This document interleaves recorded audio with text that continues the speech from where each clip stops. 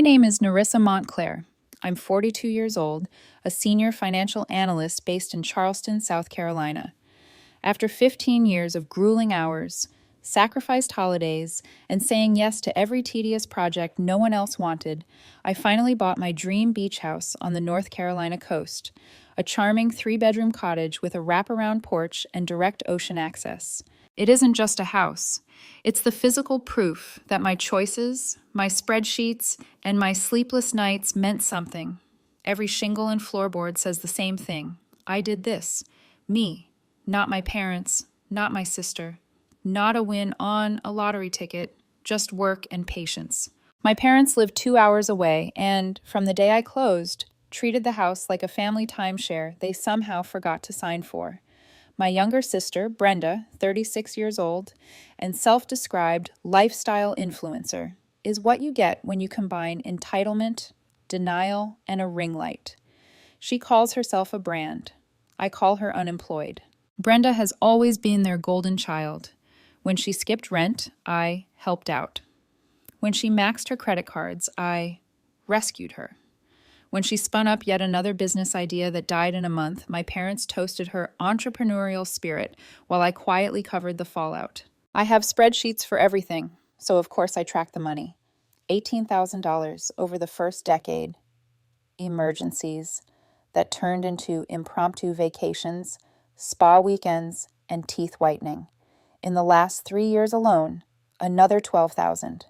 More than 30 grand gone, and she never paid back a single cent. The beach house was supposed to be where that pattern ended. Then, one ordinary Thursday afternoon, wedged between 2 conference calls and a lukewarm coffee, my phone lit up with a text from Brenda that made my brain stutter. We are claiming your beach house for the summer. Not, can we use it? Not, is it available? We are claiming. I reread it 3 times, waiting for some missing punchline to fall out of the bottom of the screen. It never did. A second later, the family group chat pinged alive like a fire alarm. Mom responded with a waterfall of heart emojis. Dad wrote, "Excellent. Family time is long overdue." My cousin chimed in, "I'm booking plane tickets tomorrow." Nobody asked me anything. They acted like I had sent out invitations engraved in gold. Then a link appeared, a Google spreadsheet. I opened it and just stared. There it was. Summer at our beach house, neatly typed at the top. Tabs for room assignments, grocery lists, daily activities. Someone had even added a no smoking policy for my deck. The master bedroom, my bedroom, was labeled ours in a cheerful pastel cell. For a second, I honestly thought my phone might be glitching. Then I realized the glitch wasn't in the screen. It was in the way they saw me. I typed out a calm response, every word weighed like an audit. "Hey everyone, I'm glad you're excited, but you need to ask before planning anything. I'll be using the beach house this summer, so it's not available for a long stay." The replies came in like a slap. Mom, "Family should share, Narissa." Dad, "Don't create difficulties, it's just property." Brenda, "You're barely there anyway, we'll maintain it better." Just property. Not the 15 years of double shifts and black coffee, not the nightly stress migraines. Just property. I set my phone down for a second. My heart was pounding, but not from surprise, from recognition. This wasn't new. This was the same script we'd been running my entire life. Only now the budget line item had 6 zeros instead of 2. My phone buzzed again. This time it was a notification from Instagram. Brenda had posted a beach aesthetic board to her stories. Sunlit photos of my deck, my kitchen, my outdoor shower. Her caption read, "Our coastal summer begins soon. Hashtag beach house vibes, #family goals." She tagged my parents. She did not tag me. Before I could finish exhaling, another notification appeared. A calendar invite. Beach house preparation cleaning, July 5th. The description? Please ensure the property is spotless before our arrival. Sent from Brenda's business email. Apparently I wasn't just the owner, I was the housekeeping staff. I scrolled through the group chat again. My cousin wanted to bring his Rottweiler, the same one that had once destroyed my outdoor furniture. My aunt was planning a 4th of July seafood boil on my deck. Brenda's fiancé volunteered to handle maintenance, as if he was stepping into some kind of property manager role. Not one of them had typed the words, "Is this okay with you?" It would have been funny if it hadn't felt so familiar. For 42 years, family in our house had meant, what's yours is ours, and what's ours is still ours. I felt my jaw tighten. For a moment, guilt tried to creep in. The old reflex. Maybe I'm overreacting. Maybe I should let it go. It's just a house. Then another thought cut through, sharp and clean. No, it's my house. My screen lit up again, but this time with a different name, Daniel. My boyfriend has the steady, grounding energy of a man who actually pays his bills on time and doesn't expect anyone else to fix his life for him. He'd seen enough of my family drama to recognize a pattern even when I tried to downplay it. You look like you're about to fight someone, he'd texted earlier that day, after a particularly chaotic meeting. I snapped a screenshot of the spreadsheet and the chat and sent it to him. A moment later, his reply popped up. This isn't a misunderstanding. This is them deciding for you. You don't owe them your house. Then another. Whatever you choose what lets you sleep at night, not what keeps them comfortable. I stared at those words longer than I expected. Then I opened the group chat again and started scrolling. But this time, I wasn't reading. I was screenshotting. The spreadsheet, the Instagram story, the cleaning schedule. Every message that treated my house like communal property they had already acquired. If this ever went nuclear, I wanted receipts. That evening, while they debated whether they should repaint my deck furniture for the aesthetic, I logged into my company portal and submitted a vacation request for early July. It was approved within minutes. I leaned back in my chair and let my shoulders drop. I wasn't going to argue. I wasn't going to write an essay about boundaries to people who had spent 4 decades ignoring them. I was done being the family's on-call therapist, emergency fund, and unpaid hotel. They wanted me to be the villain? Fine. But this time, I would be the villain on purpose, with documentation. Let them plan their fantasy summer. Let them pack their cars and drive 5 hours north with coolers and inflatable flamingos. Let them pull into the gravel driveway already tasting the salt air and entitlement. And when they reached the front door, they would find something they'd never seen from me before. A non-negotiable no. That night, I archived the group chat and muted it. The only alerts I kept on were from the one place that now mattered most, my beach house. At sunrise 2 days later, I loaded the back seat of my car with tools, paperwork, and enough coffee to power a small city. The sky was still pale and empty when I pulled out of my driveway in Charleston. They thought they were driving toward a free vacation. I was driving toward the line in the sand I should have drawn years ago. The drive to the North Carolina coast takes about 6 hours if you aren't stopping every 30 minutes to second-guess your entire childhood. The highway was mostly empty that morning. Just me, a streak of gray asphalt, and a playlist I never press play on. My brain doesn't do background noise when it's building a plan. Instead, it runs scenarios. What if they show up early? What if they break in? What if they play dumb with the police and I end up looking like the hysterical sister? I gripped the steering wheel a little tighter and forced my shoulders down. No, you're not the problem. The problem is everyone who thinks your life is a group project they didn't work on but still expect credit for. By the time I crossed the state line, I'd mentally drafted a checklist so detailed it could have doubled as a security firm's training manual. Cameras, locks, alarms, documentation, witnesses. If they were going to treat my beach house like a free resort, I was going to treat it like a bank vault. When I finally turned onto the narrow road that led to my cottage, the world softened. Sea oats leaned lazily in the breeze. Gulls shrieked overhead. The ocean was a muted blue sheet, stretching out behind the dunes. My driveway, crushed shell and sand, crunched under the tires as I pulled in. For a moment, guilt stabbed at me. This is overkill. They're your family. You could just talk to them. Then I remembered the spreadsheet, the cleaning schedule, the way my mother had typed, "It's just property." The guilt evaporated like sea mist. I unlocked the front door and stepped inside. The air smelled faintly of salt, sunscreen, and lemon cleaner, the ghost of last season's weekends. Light streamed across the wooden floors. For a second, I just stood there, feeling the quiet. This is what they're trying to steal, I thought. Not just a physical place, the one space where I'm not on duty for anyone. I set my bag down and opened my laptop on the kitchen island, the same way I would in my office before a big project. Because that's what this was, a project, and I was good at those. The first item on the list, surveillance. I called a local security company whose flyer I'd saved months ago, thinking I might get around to it someday. The man on the line listened as I laid out what I wanted in careful, unemotional detail. Motion-activated cameras, front, back, driveway, and both sides, I said. I want the feed to go straight to my phone. Notifications on every trigger. Got it, he said. Alarms? Yes, for doors and windows. And if the alarm trips, it needs to notify law enforcement immediately. No delay, no call the owner first. He whistled softly, not judgmental, just impressed. You expecting trouble? Let's just say I'm expecting company, I replied. He came out that afternoon with a small team, tool belts clinking. While they drilled and mounted hardware, I walked through the house, mentally mapping blind spots, imagining the angles through which my sister would try to worm her way in. Front door, back deck, side windows, storage shed, sliding glass doors. I added an extra interior camera near the entryway, not to spy, but to capture faces and timestamps if they somehow forced their way in. Every device synced to an app on my phone. The live feed lit up in a grid, my house from 4 different angles, every one of them under my control. Next, access. I took off every old deadbolt and knob lock and replaced them with smart locks programmed to my phone and fingerprint. The metal keys, copies my parents and Brenda still had, were now nothing but souvenirs. I ran my thumb over the new lock and watched it blink green. Not today, Brenda, I murmured. Door and window sensors came next. Tiny white devices that would text me the second anyone tried to open or tamper with an entry point. The security rep suggested a glass break sensor. I agreed instantly. If they don't care about locks, I said, they might not care about glass either. He nodded. He'd seen this dynamic before, entitled relatives and property they didn't own. We tested the alarm, just once. The siren shrieked through the house, rattling my ribs.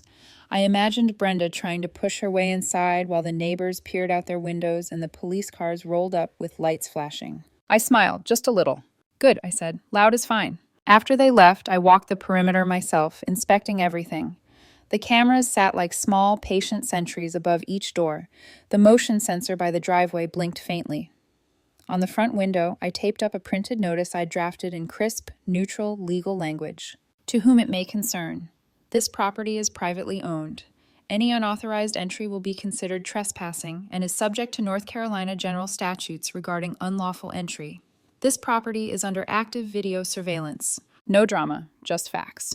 Then I indulged in one small petty flourish. A new doormat ordered the week before and rolled up by the door, waited for its debut. I unfurled it and laid it down. Welcome to paradise, it read, underneath in smaller letters, by invitation only. I exhaled, tension loosening in my chest. There, that's the truth in writing, in rubber, and in every line of code in those locks.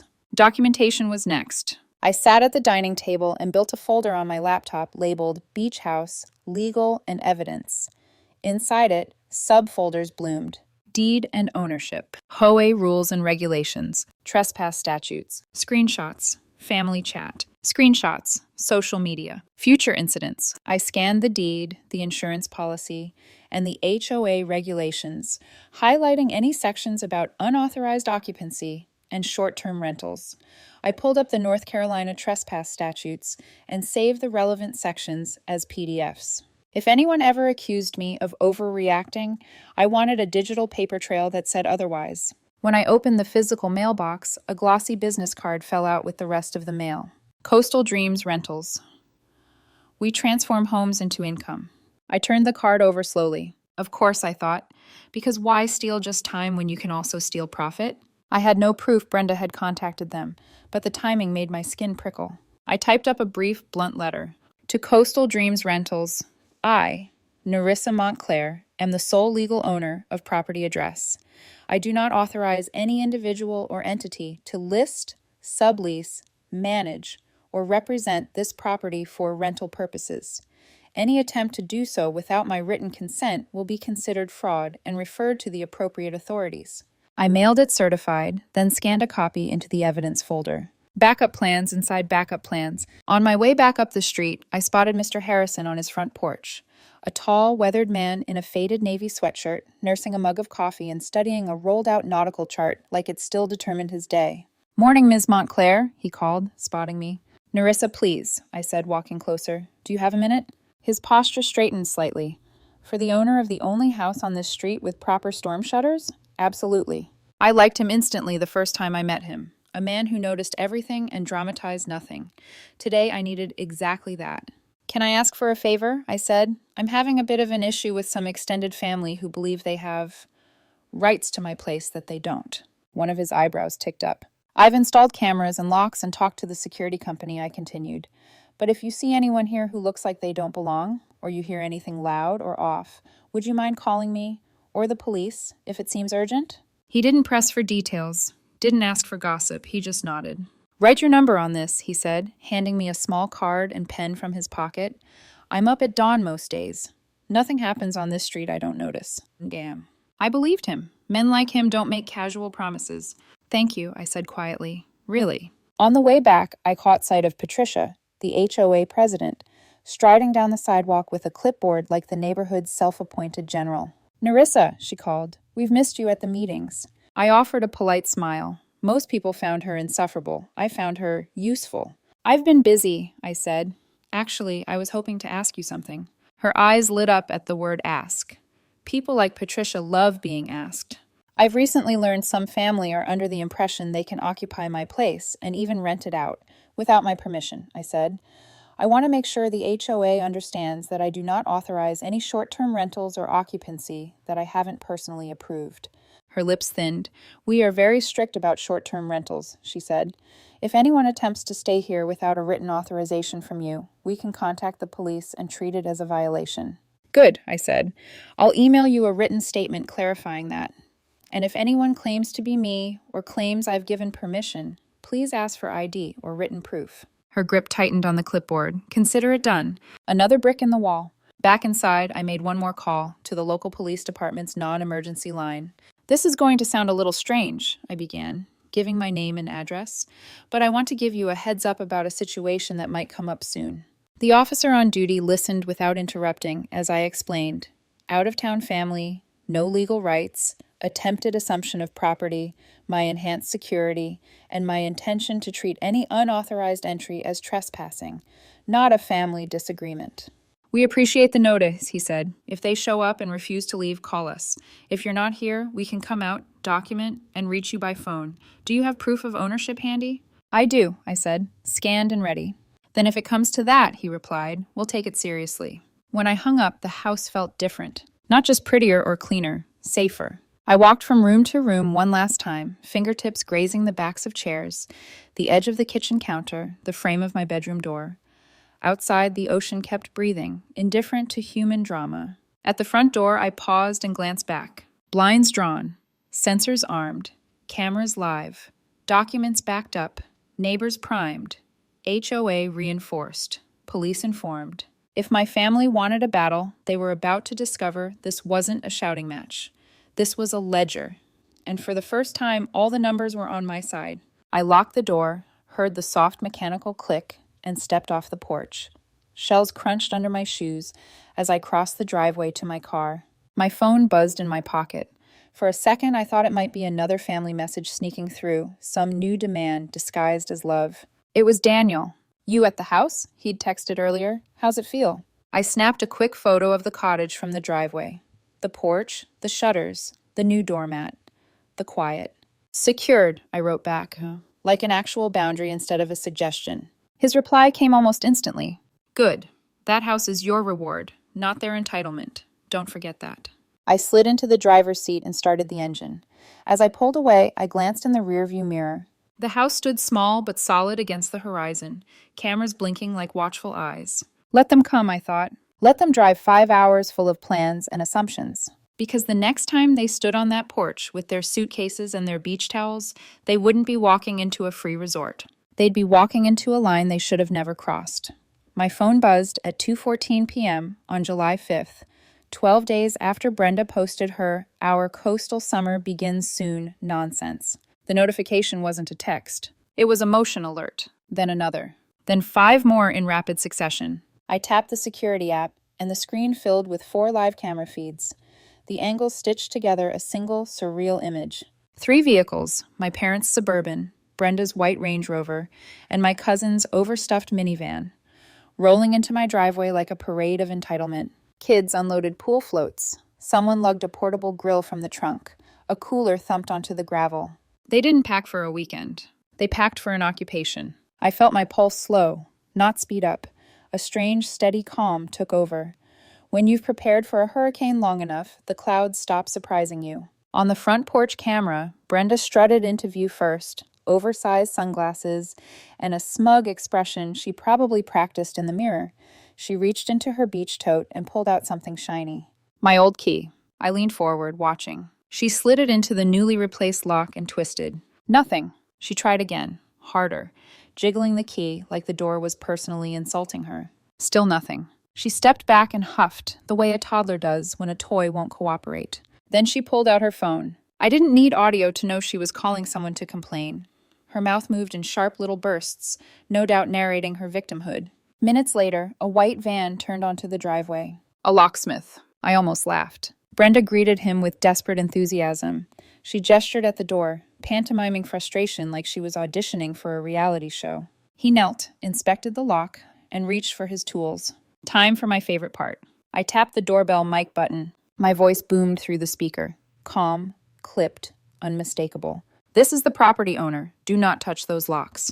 The locksmith froze mid-motion. His head snapped toward the camera. There was a beat of silence. Then he stood up, dusted off his pants, and backed away like the house itself had growled at him. Yeah, I'm not touching that, he muttered, climbing into his van.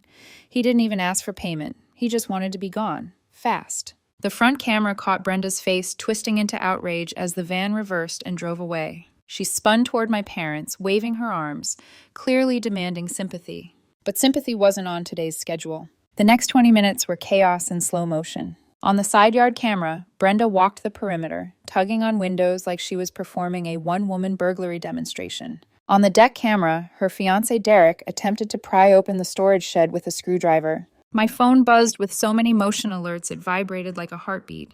Then I acted. I opened the family group chat, the one I'd muted weeks ago, and typed one single message. You are trespassing. This property is under video surveillance. North Carolina General Statute 14-159.12 applies. Timestamp 2:47 p.m. Delivered. Red chaos. The rear camera caught Mr. Harrison walking past with his dog, gaze sweeping across the spectacle. He paused, looked directly into one of the cameras, and gave a small, almost military nod. Translation: I see everything, and I am a witness. A few minutes later, another alert pinged, not security this time, but from my electric company. A service technician is en route to investigate reported outage. Outage at a house fully powered? I called immediately. There's no outage, I said, and I didn't request a service call. The representative checked their log. Someone reported flickering lights and claimed they were the occupant. Cancel that, I said sharply. Flag the account. No changes or service requests without my passcode. Understood. Fraud report filed. They were trying to get in through the electrical company now. Classic Brenda. If the front door didn't open, she'd start dismantling the infrastructure. 5 minutes after that, I got an email from Patricia, the HOA president. Subject line: noise complaint. Immediate attention. Inside, I visited the property due to loud music and unauthorized vehicles. Individuals on site claimed to be the owners, but provided no proof. Formal warning issued. Perfect. Another line of documentation. And then came the inevitable. I dialed the non-emergency police line, my voice steady, measured. Hi, this is Narissa Montclair. I called a few weeks ago to give you a heads up about potential trespassing at my beach house. They're there now. Officers Rodriguez and Thompson arrived within 25 minutes. The driveway camera captured everything. My mother started crying immediately, the same wounded, trembling performance she'd perfected over decades. My father stepped forward as if he were the reasonable patriarch handling an unruly daughter, palms out, posture apologetic, but also condescending. Brenda marched right up to the officers, gesturing dramatically at the locked door. I couldn't hear the audio, but I didn't need it. I'd seen this play before. Within moments, my phone rang. Officer Rodriguez, Ms. Montclair, we're on site. Could you email us proof of ownership? I already had the deed scanned and labeled. I hit send. Received, he said. And, you might want to know, your sister has a listing for this property pulled up on her phone. Of course she did. I heard him sigh. And there's a spreadsheet labeling the master bedroom as, let me check, ours. I closed my eyes briefly. Officers, I said gently, please instruct them to leave. If they refuse, I authorize trespass charges. Understood.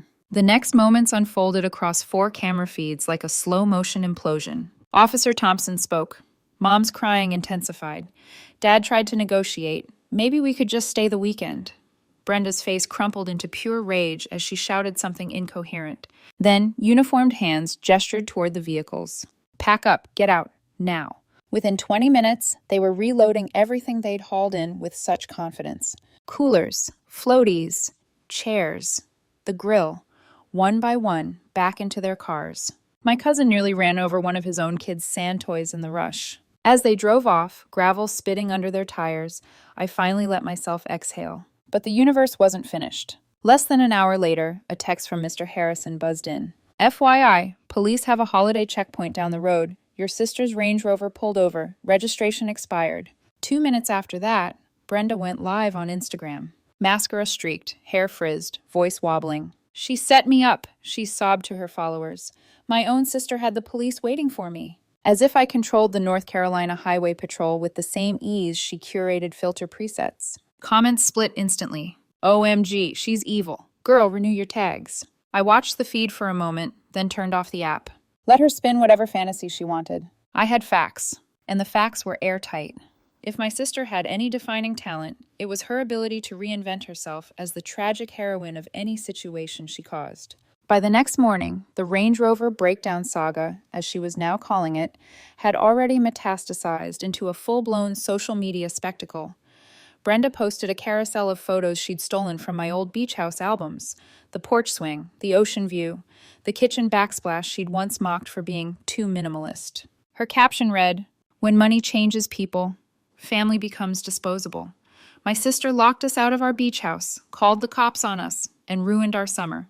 Some wounds cut deeper than blood." She ended it with a broken heart emoji and a soft focus selfie of her crying. Her followers, an enthusiastic mix of MLM consultants, amateur life coaches, and women who believed that alignment could fix credit scores, ate it up. You deserve better, Queen. She's jealous of your light. File for your rights. Family property is communal property. I didn't bother arguing. Why waste breath correcting people who think hashtags are legal advice? Instead, I screenshotted everything and filed it in my documentation defamation folder. Things quieted for about 12 hours. Then the email landed in my supervisor's inbox. She forwarded it to me with a single line. Thought you should see this. The original email sat below her note, signed with a name I knew too well. My mother. Her message, written in delicate passive-aggressive italics, read, "Hello, I hope this finds you well. I'm writing because I'm concerned about my daughter, Narissa. Her recent behavior has been erratic due to unresolved trauma and emotional instability. I worry this might affect her work performance or interactions with colleagues." She even CC'd HR. I sat back in my chair, stunned. Not by the email itself, but by the sheer commitment to being wrong. This wasn't just overstepping. This was sabotage. I typed a response to my supervisor, my finger steady. "Thank you for bringing this to my attention. This is part of an ongoing family issue involving trespassing, a fraudulent Airbnb listing, and police intervention at my private property.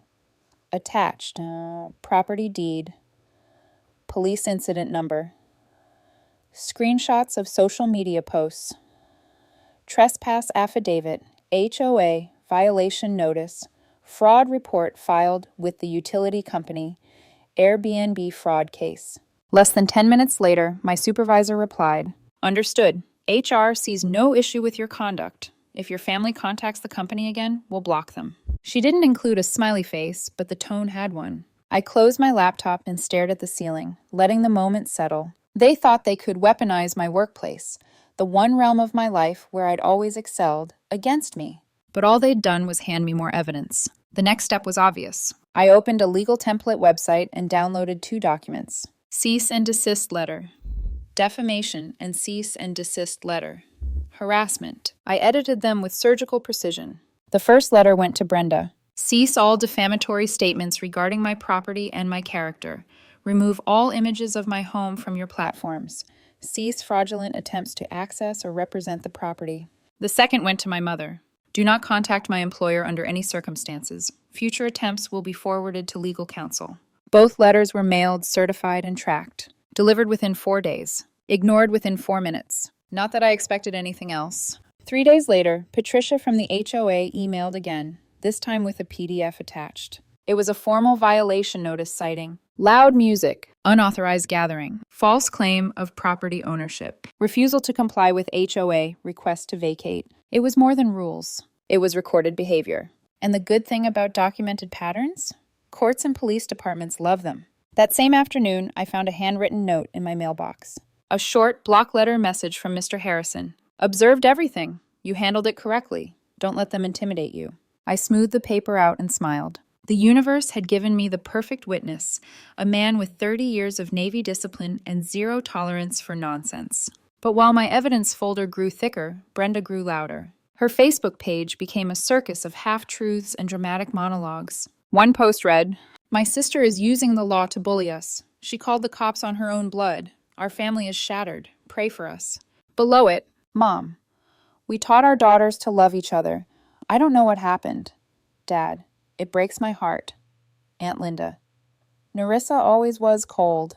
Cold? I had covered more of their bills than anyone else in that thread.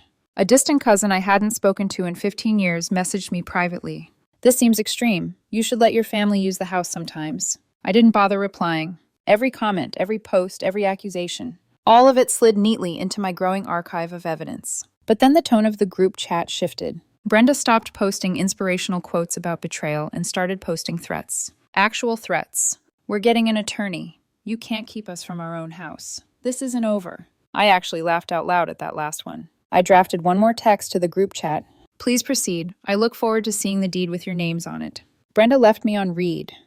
Mom sent a broken heart emoji. Dad typed, "This is unnecessary." No. What was unnecessary was 30 years of treating me like an ATM. But I didn't respond. I didn't argue. I didn't try to justify boundaries to people who saw them as optional. Let them threaten lawyers. Let them rant online. I had police reports. I had HOA documentation. I had fraud notices. I had screenshots and timestamps. I had the law. And the law didn't bend for hurt feelings or Instagram captions. Their campaign wasn't hurting me. It was burying them. For a brief moment, I thought the chaos had peaked. It hadn't. The universe wasn't done showing me just how far a desperate sibling would go once entitlement turned into obsession. It started with a seemingly harmless text from my electric company. "A new account has been requested at your service address. Please verify details." I frowned. "A new account? For my house?" The representative on the phone sounded apologetic. "Yes, someone attempted to open a secondary account under your name. Well, almost your name. There's a slight misspelling, and they provided your birth date." Of course they did. Brenda knew my birthday. She also knew just enough about utilities to commit fraud, but not enough to execute it correctly. "Cancel it," I said. "Lock my account with a security passcode, and flag any future attempts." The rep typed quickly. "Done. We've also filed an internal fraud alert." I hung up and added the email and case number to my evidence folder. Exhibit, utility scam. There was no bottom to Brenda's creativity. 3 days later, a new number called. While I was eating lunch at my desk, a man's voice. "Hey, I'm here to pressure wash your deck, the one Brenda hired me for." My fork froze halfway to my mouth. "Excuse me?" "She said you needed the place cleaned and prepped for summer. I'm at the house now, but the door's locked and she's not answering." I closed my eyes for one long, painful second. Of course she was outsourcing break-ins now. "What's your name?" I asked. "Eddie." "Eddie, I'm the owner. I didn't hire you, and if you step foot on that property, you are trespassing." Silence. Then, yeah, that makes sense. Something about this felt sketchy. "Sorry for the trouble." He hung up. I checked the driveway camera. A beat-up pickup truck idled for a moment, then pulled out and disappeared down the road. I added another file. Exhibit fake contractor incident. 30 minutes later, Brenda posted a cryptic quote on Instagram. "When people try to destroy your life, stay kind." She paired it with a photo of a sunset she definitely did not take. I knew what was coming next. More escalation. More creativity. And I was right. It happened the following Saturday. I was in Charleston, reading on my balcony, when my phone buzzed with a motion alert. Then another. Then a sound sensor alert. When I opened the security feed, I nearly choked on my iced tea. The image showed Brenda's Range Rover parked not in my driveway, but at the public beach access point a few houses down. She hadn't given up. She'd just gotten inventive. She dragged a cooler across the sand, then a portable speaker, then 3 beach chairs. Within minutes, a beach party was unfolding dangerously close to my property line. Loud music, shouting, laughter, the works. The sound meter spiked off the charts. I sighed. United States Coastlines, Chapter 14, the entitled Sibling Edition. I dialed the HOA office first. "Patricia," I said, "they're back." Patricia didn't even disguise her enthusiasm. "Say no more, I'm on it." Next, the County Beach Patrol. By the time the officers arrived 45 minutes later, Brenda and her friends were blasting music loud enough to rattle the dune grass. The citations were issued quickly. Noise violation, trespassing on private property perimeter, illegal parking at a beach access point. Brenda's face, caught by my cameras during the confrontation, cycled through outrage, tears, denial, and betrayal. Her usual emotional playlist. She stormed off before the officers even finished writing. I saved the footage. Exhibit beach party trespass. Later that night, my phone vibrated with a text from the only witness I trusted implicitly. Mr. Harrison, FYI, your sister tried to launch a borrowed boat at the public ramp, blocked the whole lane. Harbor Patrol towed her Range Rover. I stared at the message for a full minute. I didn't know whether to laugh or cry. Instead, I added another document. Exhibit boat ramp incident. I didn't think they could top that, but I underestimated their tenacity and their lack of common sense. The following weekend, just before dusk, my security system registered movement near the shoreline. A group of people were setting up fireworks. Fireworks on a North Carolina beach in turtle nesting season. I didn't hesitate. One call to the HOA. One call to beach law enforcement. 50 minutes later, the officers arrived and confiscated everything. The citations were immediate and expensive. I watched the footage twice. Brenda arguing with police about her rights to the beach, as if possessing a last name automatically conferred land ownership. I added the files. Exhibit illegal fireworks. By this point, my family's summer playbook had devolved into fraud, trespass, vandalism, misuse of public property, emotional manipulation, and bad pyrotechnic decisions. Meanwhile, I drank my iced latte and labeled PDFs. Finally, the Airbnb investigation concluded. I received an email. We have removed the fraudulent listing for your property, permanently suspended the host account, and prevented future attempts to list this address. I exhaled slowly. Another win. Another piece in the wall I was building brick by brick. They kept trying. I kept documenting. And little by little, their power shrank. My peace expanded, and the beach house? It stood firm, unshaken, protected. By mid-August, the chaos that had rattled through my life all summer finally thinned. It didn't end, not entirely. People like Brenda never stop. They simply get tired, recalibrate, and wait for the next opening. But the relentless storm had softened into something more like a drizzle. Annoying, but no longer dangerous. It was the first time in months that my mornings didn't start with motion alerts, HOA emails, or frantic phone calls from well-meaning colleagues who had seen yet another social media meltdown. Life became normal again. And normal, I realized, was something I had never actually experienced until then. The first thing I noticed was the quiet. I woke up to sunlight filtering through blinds instead of a buzzing phone.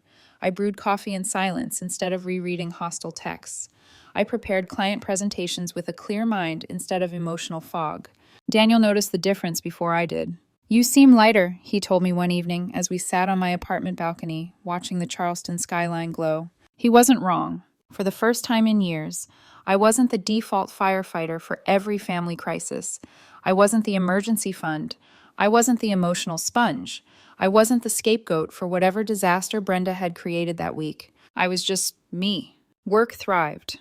My team trusted me implicitly after the HR incident, and my supervisor's quiet respect shifted into open admiration for how professionally I handled everything. I took on a high-value client presentation and nailed it. My weekends became split between hiking, reading, quiet brunches, and, finally, peaceful visits to the beach house. The cottage looked different now, though nothing physical had changed. It simply felt different.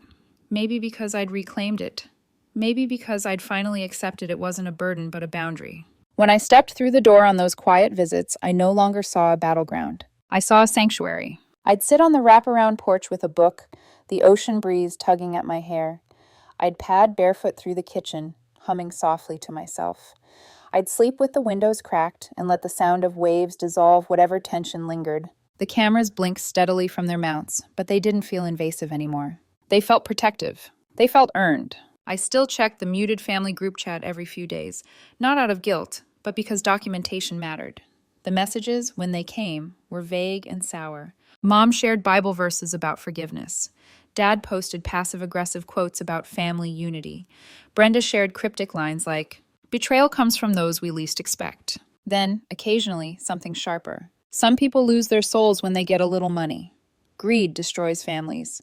Imagine locking your family out of their birthright. I screenshotted everything. Each message was increasingly unhinged. Each one read like someone trying to convince herself she had a case, not someone who actually had one. Meanwhile, my evidence folder had ballooned into a small digital fortress of its own, neatly labeled PDFs, clips, screenshots, police reports, HOA notices, and even timestamps from the sound sensors. If anyone ever questioned the narrative, I could open a file and say, "Here, this is what actually happened." The beauty of being meticulous was that I didn't need to raise my voice. I didn't need to defend myself. I didn't need to get dragged into emotional quicksand.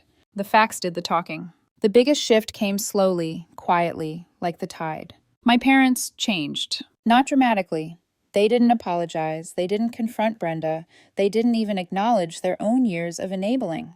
But their tone softened. The first sign was my dad sending a simple text. "Hope you're doing well." No demands, no guilt, just a sentence. My mother followed with, "I miss hearing from you." A small lie, but still gentler than the usual sermons. They had always been front row spectators in Brenda's theater of victimhood. But now that the spotlight had exposed her antics to homeowners associations, police officers, Airbnb investigators, and utility companies, the script didn't land the same way. She didn't look mistreated. She looked irresponsible, and they looked exhausted. For the first time ever, I saw a fracture in the unbreakable wall of parental favoritism. Maybe they were embarrassed. Maybe they were tired. Maybe they finally realized they might actually lose me. Whatever the reason, I kept my distance. Polite, reserved, not cruel, just calm. Calm was new. Calm was powerful. Calm meant I no longer felt the need to convince anyone of my worth. One windy Saturday, I returned to the beach house alone. The ocean was restless, waves slapping the shore with rhythmic insistence. I opened the sliding door and stepped onto the deck. The air smelled like salt and fresh beginnings. I checked the camera feeds out of habit, all quiet.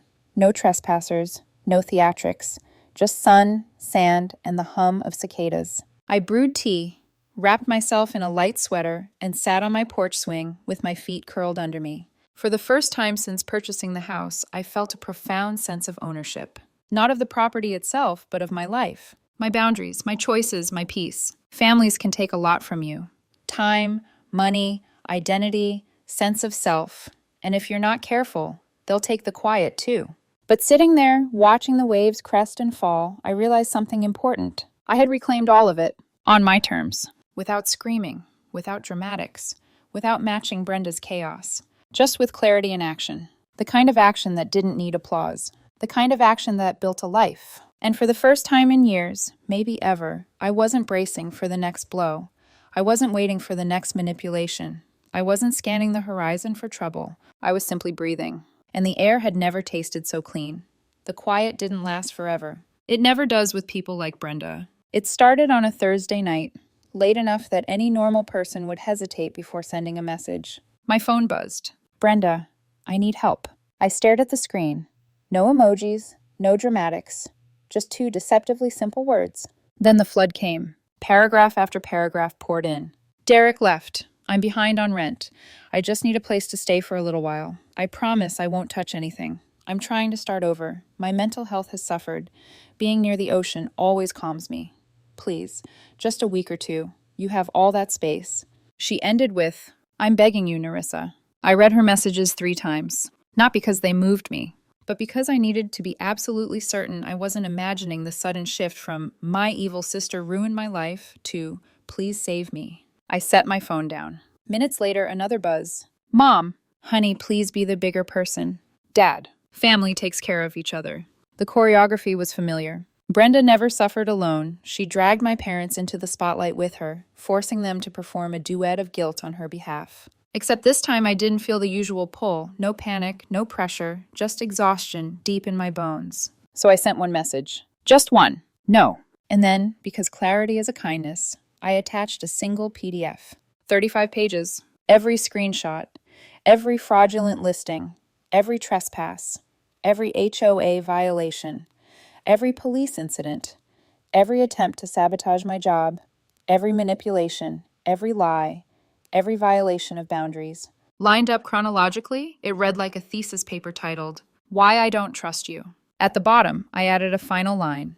When there is sustained accountability, we can revisit. Until then, my answer is no. I hit send. Seconds later, Brenda's typing bubble appeared, then disappeared, then came back, then disappeared again. Finally, you ruined my life. You win. Is that what you wanted? No apology, just accusation and ego. A minute later, fine, I'll sign a formal apology letter if you let me stay. As if apologies were coupons she could redeem for free lodging. I didn't respond. An apology with conditions is not an apology. It's a negotiation. And I was done negotiating with someone who had turned my life into a summer-long legal seminar. That night, I slept with the sound machine on ocean mode, not because I needed it, but because I liked the symbolism. Water washing away noise. A week later, my parents requested a meeting. They just wanted to talk. They wanted peace. They wanted to fix the family. Against my better judgment, I agreed. On my terms. Neutral ground. Public place. 1 hour. No Brenda. We settled on a cafe in Raleigh, halfway between Charleston and their town. When they arrived, they looked different. Older, more tired. As if the weight of Brenda's spiraling had finally settled on their shoulders. My mother reached for my hand. I pulled mine back gently. We're not doing theatrics, I said. We're doing clarity. Dad nodded, resigned. So I laid out my terms, one by one. Like a contract. 1. No more loans. Not a single dollar. Not for rent, not for emergencies, not for imaginary business ventures. 2. The beach house is by invitation only. I decide when. I decide who. No debates. 3. You will not contact my employer again. Ever. For any reason. 4. If Brenda wants to rebuild this relationship, she starts with therapy. Not performative sessions. Real, consistent therapy. 5. She must remove every false statement online, every post, every rant, every lie. 6. She must put everything she's done in writing. A real accountability statement. No excuses. No manipulation. 7. I make no promises. Healing has no deadline. I spoke calmly. No shaking, no raised voice. Just truth. When I finished, they exchanged a long, heavy look. For once, they didn't argue. They didn't defend her. They didn't guilt-trip me. They just nodded.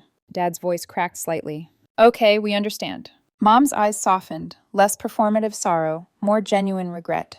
We just don't want to lose you, she whispered. I wanted to say, you should have thought about that before choosing Brenda's fantasy over my reality. But I didn't, because the truth was simpler.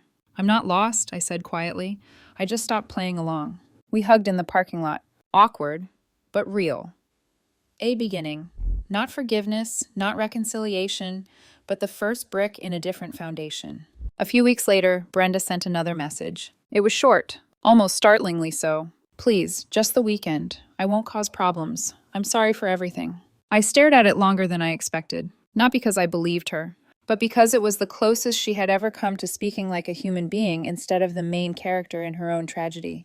I typed 2 words, not now. Then I didn't send it. I saved it as a draft and slipped my phone into my pocket. That weekend, I drove to the beach house alone. At sunrise, I stood on the sand while gulls cawed overhead, scattering light across the water. A family I didn't know was setting up beach chairs nearby. Simple, ordinary joy that didn't demand anything from me. I walked back to the cottage, grabbed my paddleboard, and pushed off into the quiet water. As I glided across the surface, I looked back at the house. My cameras blinked in the morning sun, my locks stayed closed, my peace stayed intact. This was what victory looked like. Not shouting, not retaliation, not teaching someone a lesson. Victory was a calm morning, a locked door, a boundary honored. Victory was a life finally under my control. The ocean was glass that morning, smooth, unbroken, the color of early morning steel. My paddleboard cut across it with barely a ripple. The world was quiet in a way it rarely is, the kind of quiet where even your own thoughts sound softer. I drifted farther from shore, letting the sun warm my shoulders. Behind me, the beach house stood steady on the dune, sunlight glinting off its windows. For the first time since buying it, it didn't look like a prize I had to defend. It looked like mine, entirely unquestionably mine. No imaginary family birthright. No emotional blackmail disguised as nostalgia. No guilt-laced demands disguised as unity. Just a house I earned, and a life I finally felt worthy of. I lay back on the paddleboard, eyes closed, letting gentle waves rock me. A realization settled over me with the weight of truth. I wasn't afraid anymore. Afraid of upsetting my parents. Afraid of being the cold daughter. Afraid of denying Brenda something she wanted, afraid of being labeled difficult, selfish, ungrateful. I had lived my entire adolescence, 20s and 30s, as the family's pacifier, absorbing chaos, smoothing edges, preventing explosions. And what had that produced? More chaos, sharper edges, bigger explosions. You cannot appease a tornado by standing still. I sat up slowly, letting my toes drag through the water. This quiet, this peace was the result of finally choosing myself, not to punish them, not to hurt them, not even to teach them a lesson, just to live. When I paddled back to shore, a group of strangers was building a sandcastle nearby. A child squealed with delight. Waves lapped softly against the sand. Ordinary happiness, the kind I'd never tasted fully because I'd always been choking on family obligations. I walked up the deck steps and into the house. The air smelled faintly of lemon cleaner and ocean breeze. The kitchen counters gleamed. The floors were warm under my feet. This was the life I had imagined when I bought the property. Weekends of reading, cooking, paddling, resting, not policing my family's invasion strategies. I brewed tea, wrapped myself in a light cardigan, and sat on the porch swing. Birds darted in the air. There was nothing in my phone demanding my attention. Just one unsent text draft, not now. 2 simple words. Not cruel, not dismissive, not final. Just a boundary.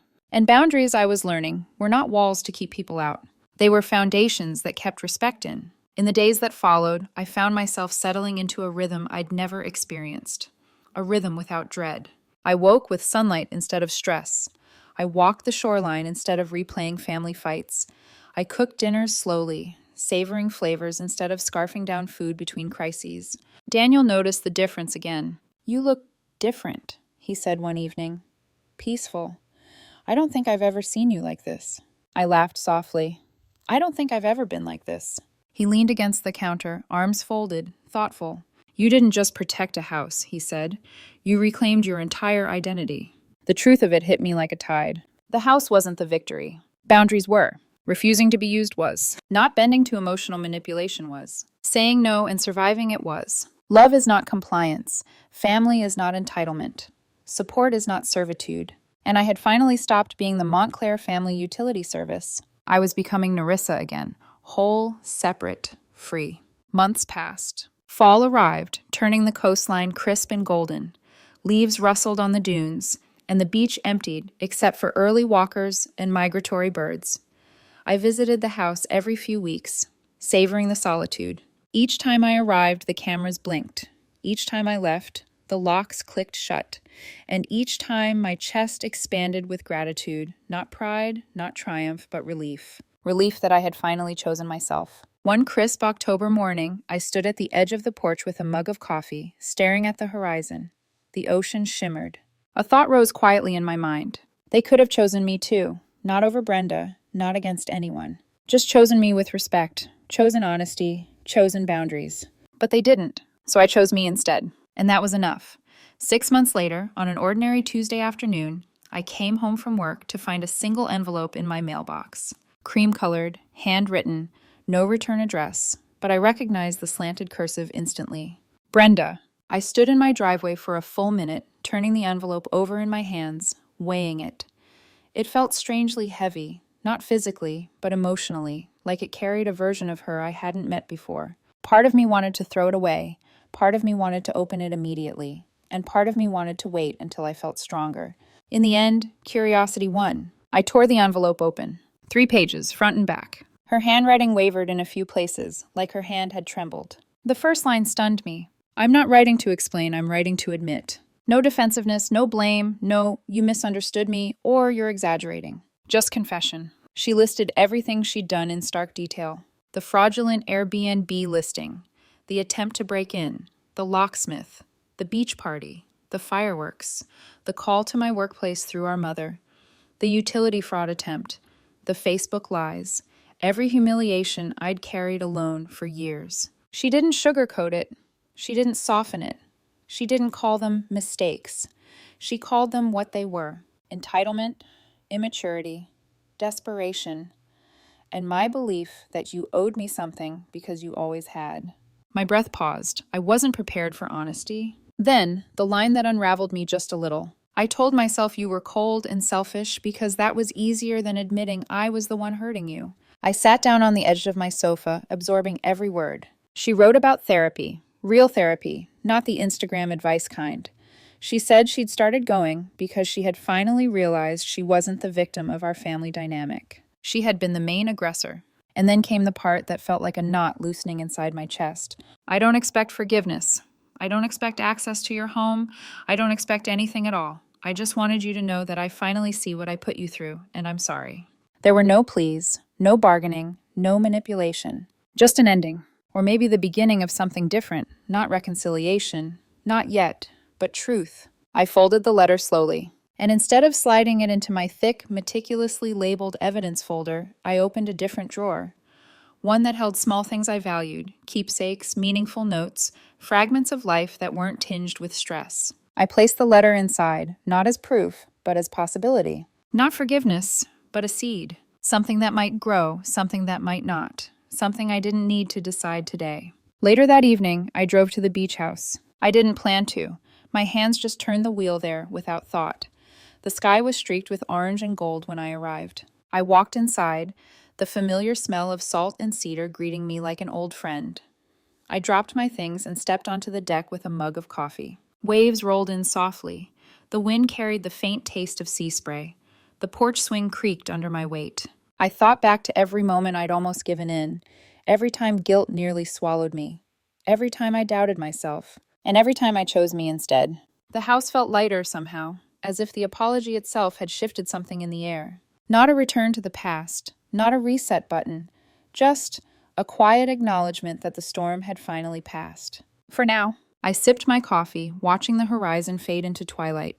This house, my house, was still mine. My rules, my boundaries, my peace. For the first time in my entire life, my family finally understood what those boundaries meant. Not rejection, not cruelty, not coldness, just self-respect. The ocean whispered against the shore, steady and soft. I smiled into the wind. I'm okay, I murmured to no one. I really am. And for the first time, it felt entirely true. Winter came quietly to the coast. The waves turned darker, the wind sharper, and the beach house felt even more like a sanctuary, its windows glowing amber against the cold mornings, its porch wrapped in blankets of fog. I found myself visiting more often during those months, not as an escape, but as a homecoming. A reclamation of a space that had once been a battleground, then a fortress, and finally, something gentler, something mine, entirely undeniably mine. The letter from Brenda stayed in that drawer for weeks. I didn't touch it. I didn't reread it. I didn't analyze her handwriting or try to decode sincerity from guilt. I let it rest. I let myself rest. For the first time in decades, I didn't feel responsible for anyone else's happiness, or comfort, or self-esteem, or bad choices. I didn't feel obligated to respond to passive-aggressive text, or mediate family arguments, or step into the stable one role I never asked for. My identity wasn't built around being needed, or used, or drained. My identity was built around being Nerissa Montclair, and I was finally getting to know her again. One crisp January afternoon, I invited Daniel to the beach house with me, his first visit since the chaos ended. He had purposely stayed out of the family drama, supporting me quietly without inserting himself into something that wasn't his to fix. That was one of the reasons I loved him. When he stepped inside the house, he paused, taking in the view of the ocean through the wide windows. "This feels like you," he said softly. "Finally," I replied. We cooked dinner together in the kitchen. Salmon, roasted vegetables, wine. When we stepped onto the deck after, bundled in sweaters, he wrapped his arm around my shoulders. "You built all of this," he murmured. "Not just the house. The boundaries, the life." I leaned into him, letting the wind carry away the last remnants of bitterness. He wasn't praising the victory, he was honoring the growth. There's a difference. Sometime in February, my parents reached out again. Not with guilt, not with manipulation, but with something closer to humility. My mother wrote, "We're working on understanding the patterns we allowed for too long. We'd like a chance to rebuild, slowly, with respect, only if and when you're ready." I reread the message twice. It wasn't perfect, it wasn't a full apology, but it was movement. And movement is a kind of grace. I didn't respond right away. Healing isn't a sprint, it's a tide. You don't force it to come, you let it roll in naturally. And I had learned, painfully and beautifully, how to wait for things to come on their own, not drag them into existence. By spring, the world felt different. Not because Brenda had apologized, not because my parents were trying, not because the beach house remained untouched and secure, but because I was different. I no longer jumped at every notification. I no longer checked the camera feeds obsessively. I no longer rehearsed explanations or braced for backlash. Peace became my default, not a reward I earned by enduring chaos. And one morning, as I stood on the shoreline with the wind playing gently through my hair, a single, quiet truth dawned on me. I wasn't waiting for the next crisis. I was living the life I had built, the life I chose, the life I protected, the life I finally believed I deserved. Not long after that, I opened Brenda's letter again. This time it didn't twist something inside me. It didn't reopen wounds. It didn't trigger anger. It didn't stir guilt. It just existed. A piece of someone else's journey, not a burden I had to carry. I folded it neatly and returned it to the drawer. Not evidence, not leverage, not a promise. Just a reminder. People can change. Time can soften. Healing can begin, even if reconciliation never does. And that's enough. That evening, I walked out onto the deck with a cup of tea. The sky blazed pink and gold, the sun dipping low over the horizon. The air smelled of salt and possibility. My beach house, my choice, my boundary, my peace, stood solid and unwavering behind me. A chapter had ended. Not with a bang, not with revenge, not with dramatic declarations, but with clarity, with boundaries honored, with self-respect reclaimed, with a life rebuilt on purpose, not obligation. As the waves rolled in, steady and soft, I whispered a quiet truth into the wind. I choose me now. And just like that, the story was complete.